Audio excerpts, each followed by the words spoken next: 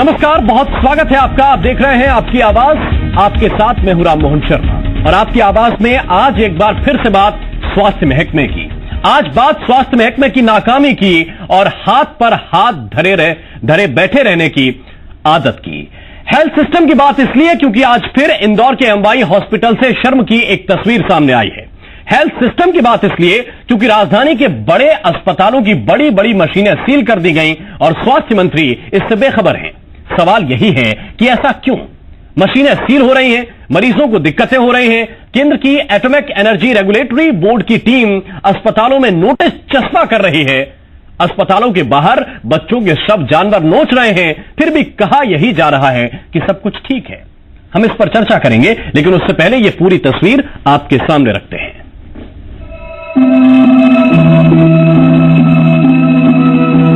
कुछ ऐसी ही है मध्य प्रदेश के स्वास्थ्य महकमे की तस्वीर। धुंधली।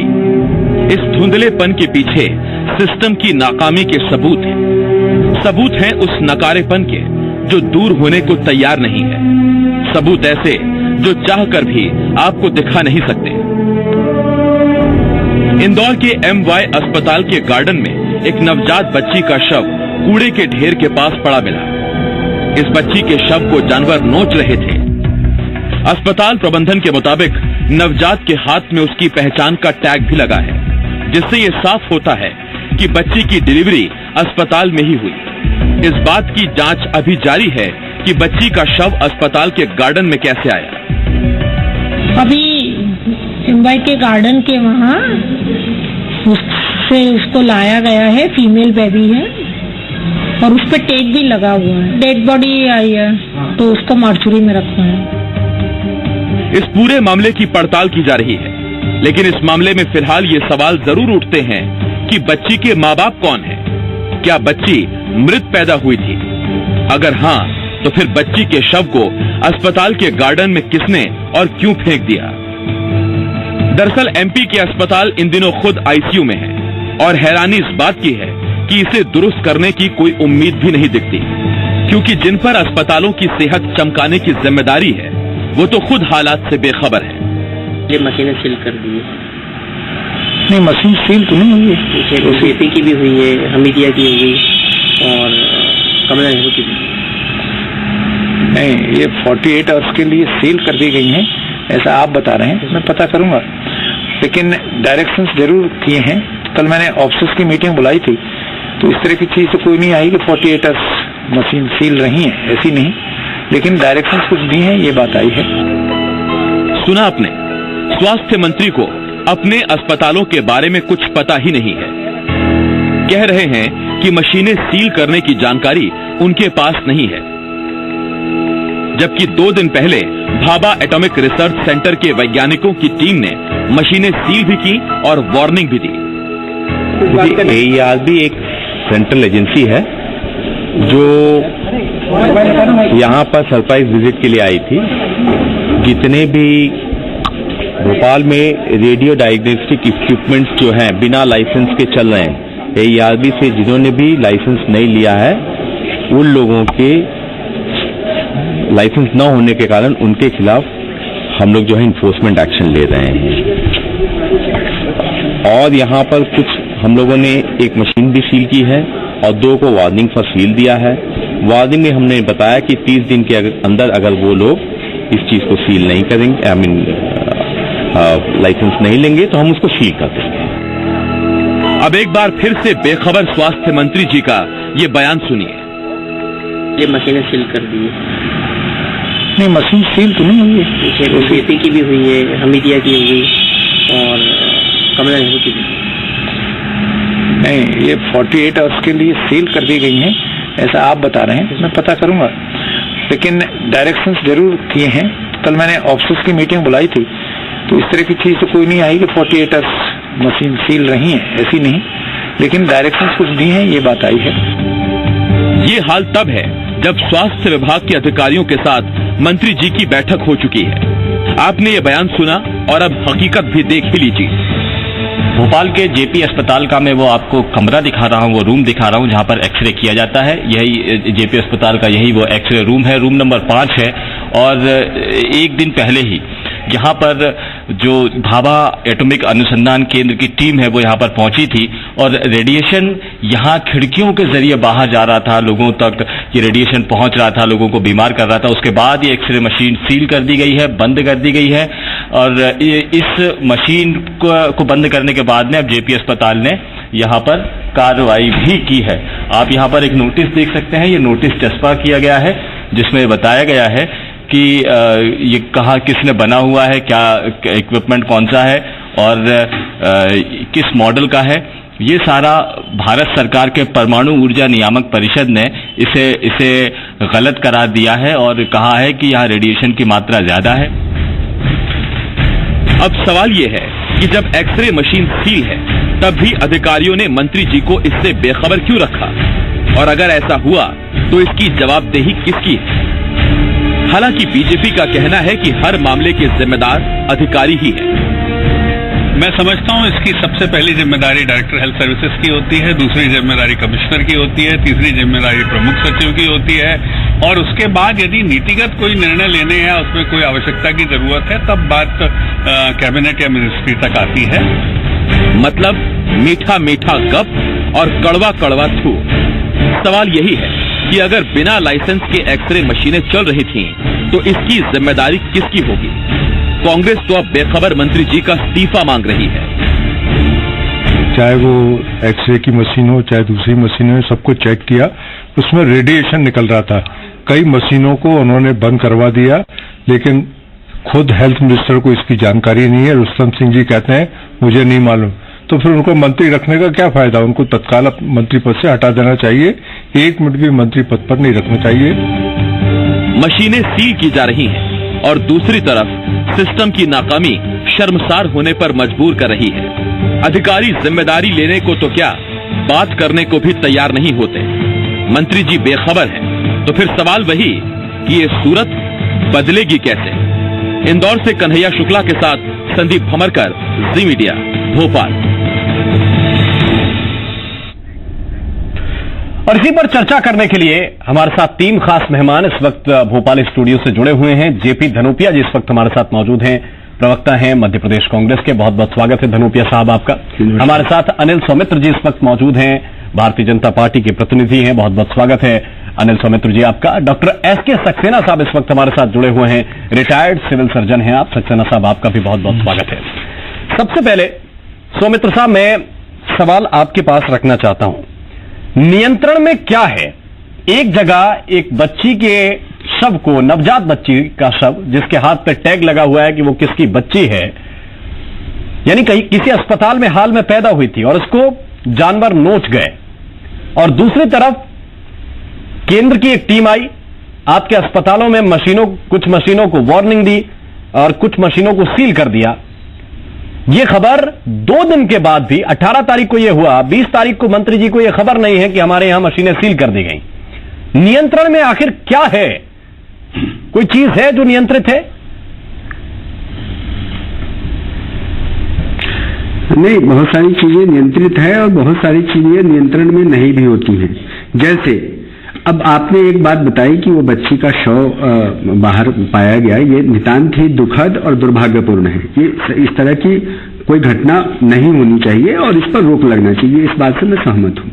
लेकिन जहां तक मशीनों पर उसको लॉक किया गया है या बंद कर दिया गया है, और उसको तो मंत्री जी ने ये कहा है कि नोटिस की जानकारी तो उनको थी और उसी के लिए उन्होंने अधिकारियों की मीटिंग बुलाई थी। लेकिन इसी बीच में अगर वो किन्हीं कुछ मशीनों को अगर बंद किया गया है और उस पर कार्रवाई हुई है, तो एक अब मध्य प्रदेश में ऐसे कितने हॉस्पिटल्स हैं और इतने हॉस्पिटल्स में कितनी सारी मशीनें लगी होंगी। एक मशीनों के बारे में अपडेट मिनिस्टर को रहे, आवश्यक भी नहीं होता है और ये जरूरी नहीं है। लेकिन जो नीतिगत सवाल है, जैसा कि भाजपा के प्रतिनिधि के तौर पर डॉक्टर हितेश वाजपेयी जी ने जो बात कही है कि कई सारी चीजें नीतिगत प्रश्न होते हैं, नीतिगत मुद्दे होते हैं, उस पर मिनिस्टर अवगत है कि नहीं, उनको जानकारी है कि नहीं, उस पर निर्णय ले पा रहे हैं कि नहीं, ये ज्यादा बड़ा मुद्दा है।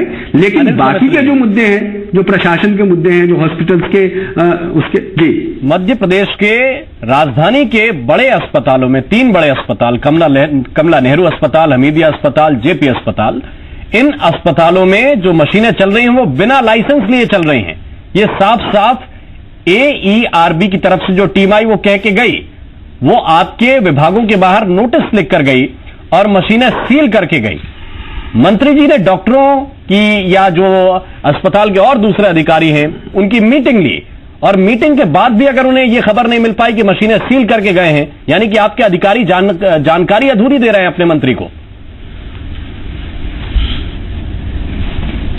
देखिए, अगर वो बता भी दें मिनिस्टर को कि वो सील कर दिया गया है या नोटिस चस्पा कर दे, नोटिस की जानकारी तो मिनिस्टर को थी और वही उन्होंने कहा कि उसके लिए उन्होंने मीटिंग बुलाई थी।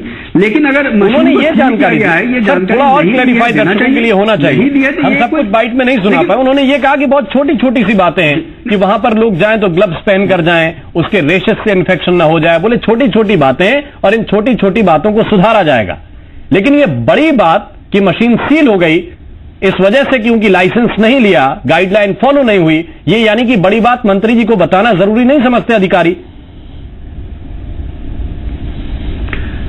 तो अगर जरूरी नहीं समझते तो मंत्री जी ने मीटिंग बुलाई, उनको कार्रवाई करना चाहिए, कार्रवाई करेंगे जी। अब ये मीटिंग में क्या बातचीत हुई है तो मुझे पता नहीं, मैं तो भारतीय जनता पार्टी कार्यालय से आया हूं, स्वास्थ्य निदेशालय मेरी जानकारी में नहीं, आप सबने नहीं बताया। मैं तो भारतीय जनता पार्टी कार्यालय से आया हूं, मैं उन्हीं की बात कर सकता जी। नहीं, अगर नहीं बताया है तो उनको बताना चाहिए, और अगर अफसरों की कोई गलती है तो उनके ऊपर जो समुचित कार्रवाई होना चाहिए, वो निश्चित बात है। ठीक, जेपी धनोपिया साहब आप क्या कहेंगे?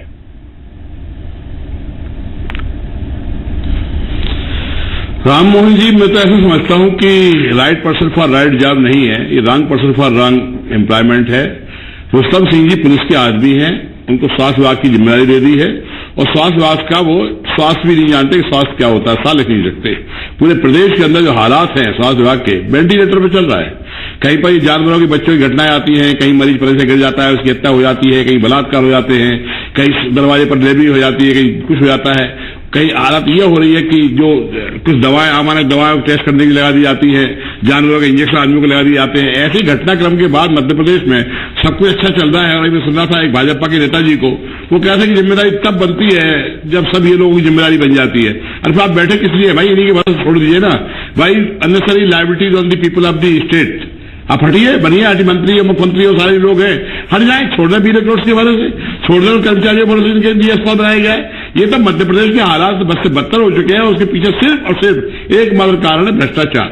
भ्रष्टाचार में डूबे हुए लोग हैं, भ्रष्टाचार में लिप्त लोग हैं, एक तरह से पूरा भ्रष्टाचार। 7 लाख की दवाएं अस्पताल के बाहर व्यक्ति मिलती हुई है, आपको ताज्जुब होगा, अंदर दवाएं नहीं मिलती और बाहर वो दवाएं मिल जाती है, बाहर से मंगाई जाती है और फिर उनको दवाई दी जाती है। ये सारे के सारे भ्रष्टाचार के चल रहे हैं गढ़। ये शिक्षा माफिया, भू माफिया, स्वास्थ्य माफिया, हेल्थ माफिया, सारे माफिया हावी हो चुके हैं मध्य प्रदेश में। उसकी परिणति है कि स्वास्थ्य विभाग के मंत्री को नहीं मालूम कि उनकी कौन कौन सी मशीनें क्यों बंद कर दी गई है, उनको क्यों प्रतिबंधित कर दिया गया है, क्या वो लाइसेंस था कि नहीं था। ऐसे मंत्री को तो स्वतः ही इस्तीफा देना चाहिए, अपने पद से तत्काल इस्तीफा देना चाहिए और हाथ जोड़ना चाहिए कि मैं जनता की सेवा करने में असमर्थ हूं। मगर लालच बहुत बुरी बला है, मंत्री पद का लालच है, लाल बत्ती का लालच है, माल आ रहा है उसका लालच है। मैं जवाब लूंगा सौमित्र साहब से, लेकिन उससे पहले डॉक्टर एस के सक्सेना, मैं दोनों मुद्दों पर आपकी स्वतंत्र टिप्पणी भी जानना चाहूंगा। वो इसलिए क्योंकि भोपाल के अस्पतालों में बिना लाइसेंस लिए, बिना उन मापदंडों का पालन किए जिसके आधार पर रेडिएशन होना चाहिए, वहां पर मशीनें संचालित हो रही हैं। और दूसरी तरफ एमवाई अस्पताल के गार्डन में एक बच्ची का शव मिला और उसके शरीर पर साफ दिख रहा है कि उसको किन्हीं जानवरों ने नोचा है। देखिए, इसमें सबसे बड़ी चीज जो है वो है ये प्रश्न आपका नीतिगत भी है और व्यवस्था मूलक भी है। हमको नीति समझना पड़ेगी कि हमारी नीति क्या है अस्पताल के प्रति। आज जो स्वास्थ्य की नीति है, स्वास्थ्य के 2 कर्तव्य होते हैं। पहला होता है क्यूरेटिव सर्विसेज और दूसरा होता है प्रिवेंटिव सर्विसेज। हमने क्या करा है कि प्रिवेंटिव सर्विसेज हम रन कर रहे हैं और क्यूरेटिव सर्विसेज को हम निजी हाथों में सौंपते चला जा रहे हैं शने शने।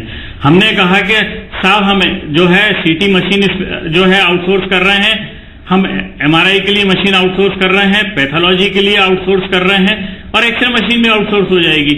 तो प्रश्न ये है कि आपकी नीति क्या है, आपका सोच स्पष्ट नहीं है, इसलिए आज ये व्यवस्था बिगड़ती जा रही है। आज से 20 साल पहले ये व्यवस्थाएं सुचारू रूप से चलती थी, कभी ऐसा नहीं होता था। ये स्वास्थ्य सेवाओं का प्रशासनीकरण का एक बहुत बड़ा कारण है जिससे ये विफलताएं आपके सामने आ रही हैं, क्योंकि इसके पहले स्वास्थ्य विभाग स्वास्थ्य जनक लोगों के द्वारा जो है चलाया जाता था, और प्रशासनीकरण करने से कोई जादुई चिराग नहीं मिल जाता है। सिर्फ प्रशासनीकरण करने से ये हुआ है कि आपने सारे अधिकार जो है प्रशासनिक अधिकारियों को दे दिए हैं, लेकिन जब चिकित्सक प्रशासन में रहता है तो उसको अधिकार विहीन कर देते हैं, और इससे ज्यादा कोई अंतर नहीं पड़ता। दूसरा कारण आपका राष्ट्रीय मिशन और स्वास्थ्य विभाग राष्ट्रीय मिशन दो अलग अलग एजेंसीज हो गई हैं जो पैसा देती हैं। एक दूसरे में यदि उनका समन्वय नहीं है, सामंजस्य नहीं है, तो ये आपकी चीजें आएंगी। तीसरी चीज जो माननीय मंत्री जी ने कही, माननीय मंत्री जी जो भी टिप्पणी करेंगे वो पूर्ण स्वास्थ्य के ऊपर नहीं होगी, क्योंकि मेडिकल कॉलेज अलग है, आयुष अलग है, गैस राहत अलग है और लोक स्वास्थ्य अलग है। तो हमको इन चीजों में विभिन्नता देखनी होगी। नरोत्तम मिश्रा जी के समय में एक ही मंत्री होता था जो सब देखता था, आज 1/4 है, तो इससे भी सेवाएं प्रभावित होती हैं। नंबर 2, इन सबके साथ साथ जो आपने इंदौर का प्रश्न उठाया, इंदौर के प्रश्न में आप देखिए वहां के मेडिकल कॉलेज का जिम्मेदारी कौन है और कौन नियमित निरीक्षण करता है? संभाग आयुक्त। यदि वहां पे सिक्योरिटी अरेंजमेंट प्रॉपर होते तो कैसे कुत्ता वहां घुसता और कैसे उनको छोड़ के जाता? आपने कभी संभाग आयुक्त को क्यों नहीं इसके लिए दोषी माना? क्यों नहीं वहां जो सिक्योरिटी एजेंसी उसका सिक्योरिटी लाइसेंस सस्पेंड किया? जब तक ये नहीं होगा प्रशासनिक, यदि हर चीज में स्वास्थ्य विभाग में प्रशासनिक हस्तक्षेप होगा, हर स्तर पे होगा, तो उसका परिणाम ये होगा, क्योंकि आप निजियों को बढ़ावा दे रहे हैं। आपका 30% बजट जो है वो निजी सेवाओं में जा रहा है, स्वास्थ्य सेवाओं से आप विमुख हो रहे हैं। सिर्फ आप प्रिवेंटिव सर्विसेज, समन्वय नहीं है विभागों के बीच में, निजीकरण को आप बढ़ावा दे रहे हैं, निजी हाथों में चीजें सौंपते जा रहे हैं। जवाबदेही किससे आप लेंगे अनिल सुमित? जवाबदेही किसी से नहीं है, क्योंकि हर कोई एक दूसरे के ऊपर जवाबदेही टालता जा रहा है। ठीक है अनिल जी, 20 साल पहले हर एक के पास एक बैच होता था।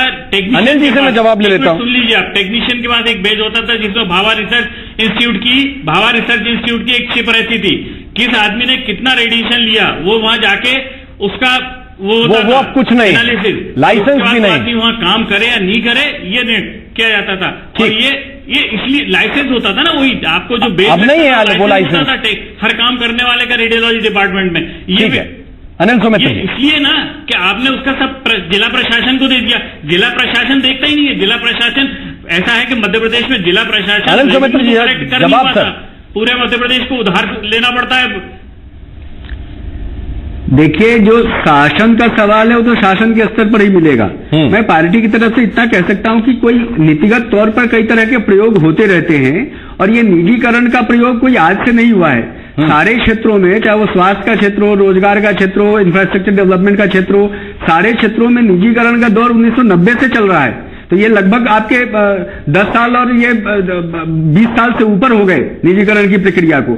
और मध्य प्रदेश में भी कई तरह के प्रयोग हुए हैं। जिला सरकार हुई थी तो जिला सरकार के तहत ही सारे प्रशासन और सारे वो आपके वित्तीय प्रावधान होते थे।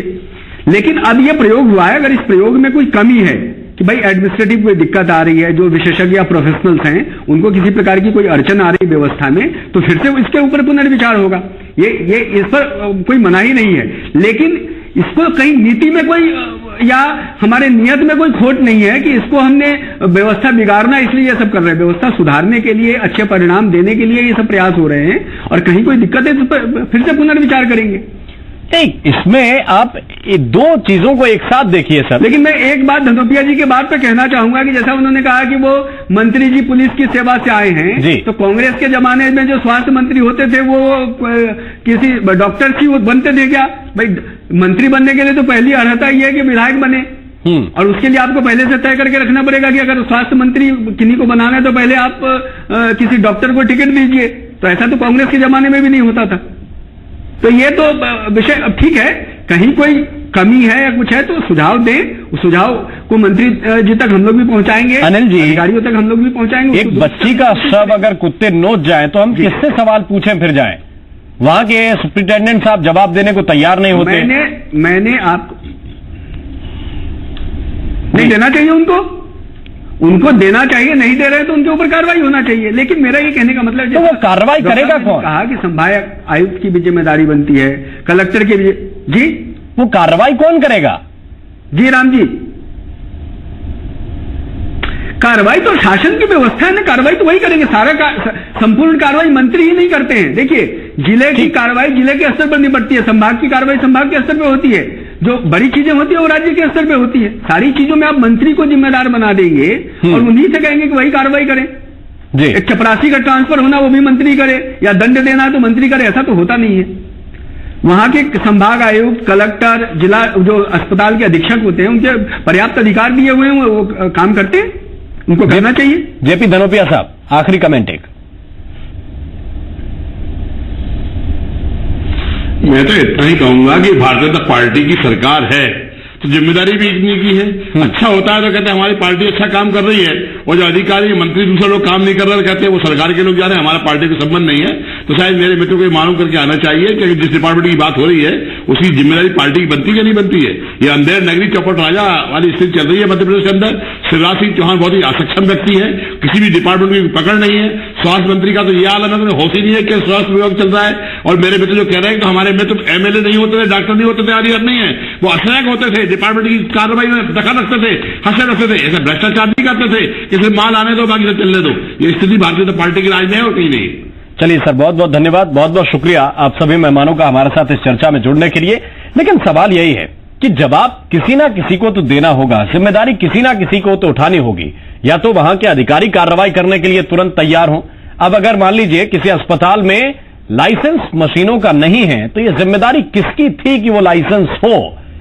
ये तो कम से कम मंत्री जी को सवाल पूछने चाहिए विभाग के अंदर, और वो कार्रवाई होती हुई नजर आनी चाहिए कि एक केंद्रीय टीम के आने के बाद वहां नोटिस चस्पा ना हो, वहां की मशीनें बंद ना हो, मरीजों को दिक्कतें ना हो, एक बच्ची के शव को कुत्ते ना नोच जाएं, या अधिकारी तय कर लें या मंत्री तय कर लें। कुल मिलाकर बात यह है कि दिक्कतें होनी नहीं चाहिए, यह तस्वीर बदलनी चाहिए। आपकी आवाज में वक्त एक छोटे से ब्रेक का, तुरंत हाजिर होते हैं।